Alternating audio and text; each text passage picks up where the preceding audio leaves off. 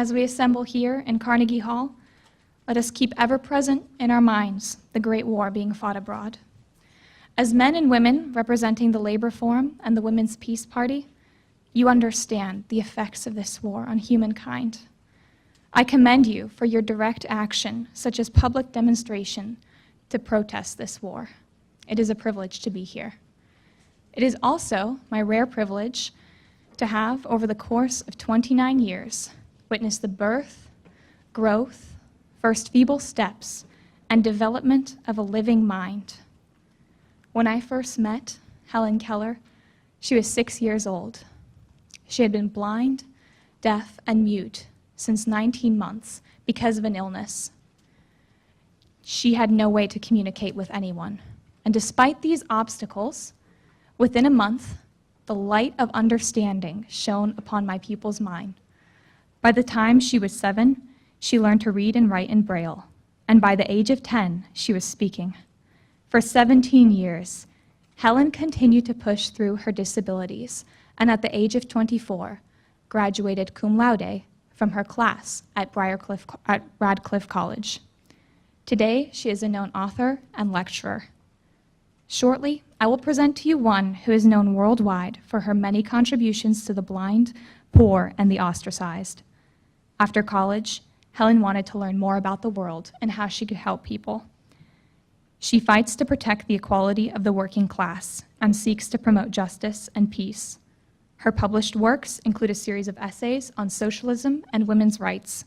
Her optimism and courage have made her a tireless advocate for these causes. Her devotion to these causes has formed her firm stance of opposition to our country's involvement in the war.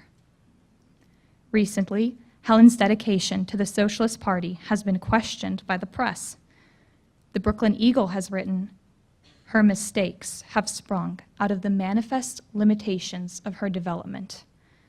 Public prejudice over her disabilities has led to claims such as this. I challenge these speculations. They are the mistaken ones. Hear her defense. Weigh her arguments. Judge for yourself.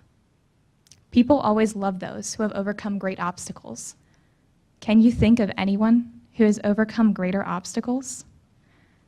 Ladies of the Women's Peace Party, workers of the Labor Forum, I, Anne Sullivan, am honored to welcome my friend, Helen Adams Keller.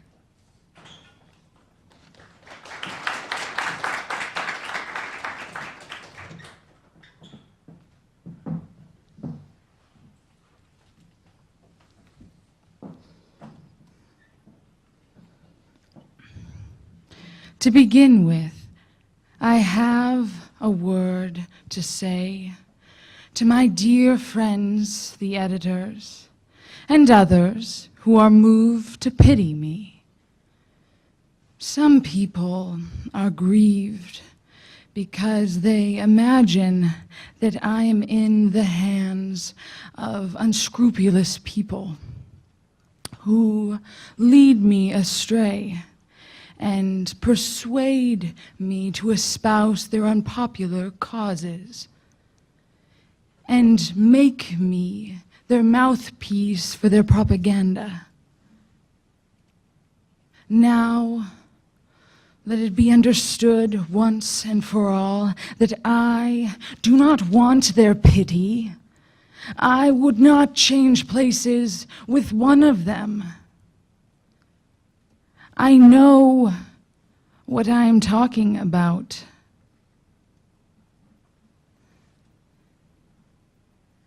My information is as good and reliable as anybody else's.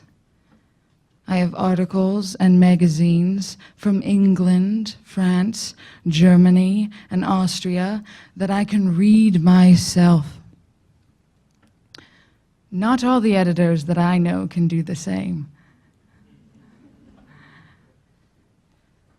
Quite a number of them are forced to take their French and German secondhand. But no, I will not disparage the editors. They are a misunderstood, overworked class. But let them remember that if I cannot see the fire at the end of their cigarettes, neither can they thread a needle in the dark.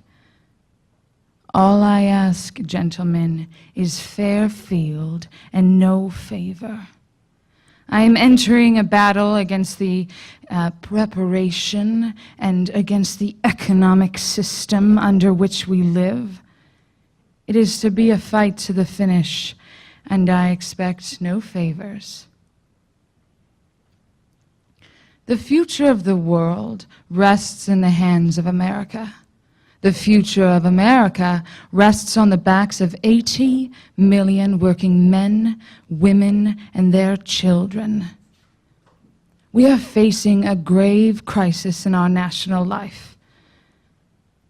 The few that profit off of the works of the masses want to organize them into an army that will then protect the interests of the capitalists.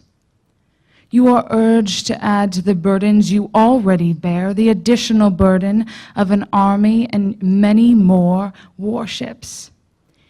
It is in your power to refuse to carry the artillery and the dreadnoughts, and to throw off some of the other burdens too, such as the limousines and the steam yachts and the country estates. You do not need to make a great noise about it. Indeed, with the silence and dignity of creators, you can stop war and the system of selfishness and exploitation that causes war. All that you need to do to start this stupendous revolution is to straighten up and fold your arms. Yet, everywhere, fear is advanced as argument for armament. It reminds me of a fable I once read. A certain man found a horseshoe, and having found a horseshoe, his neighbor immediately began to weep and wail, because, as he justly pointed out, having found a shoe, the man might someday find a horse, and having a shoe, he would shoe it. And someday the neighbor's child might get so close to the horse's hooves as to be kicked and die. The two families would undoubtedly quarrel and fight, and several valuable lives would be lost because of the finding of a horseshoe. You all know that in this last war that we fought, we quite accidentally came across some islands in the Pacific. Now, these islands might someday be cause for quarrel between ourselves and Japan. I'd rather drop these islands right now and forget them than someday go to war to keep them. Wouldn't you? Yet the machineries of the systems have been set into motion, and above the complaint and din of the protests of the workers is heard the voice of authority. Friends, it says, fellow workmen, patriots, your country is in danger. There are foes all around us.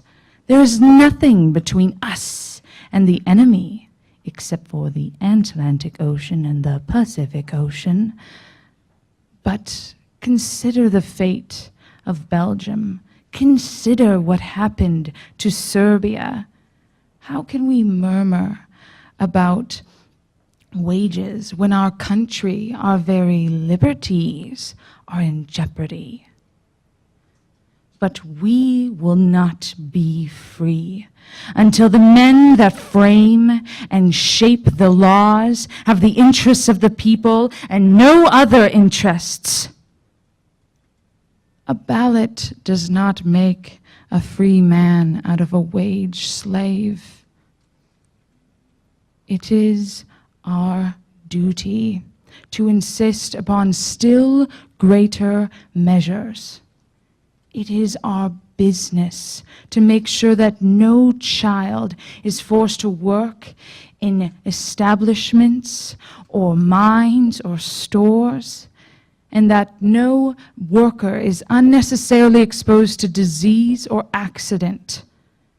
It is our business to make them give us clean cities, free from smoke, dirt, and congestion.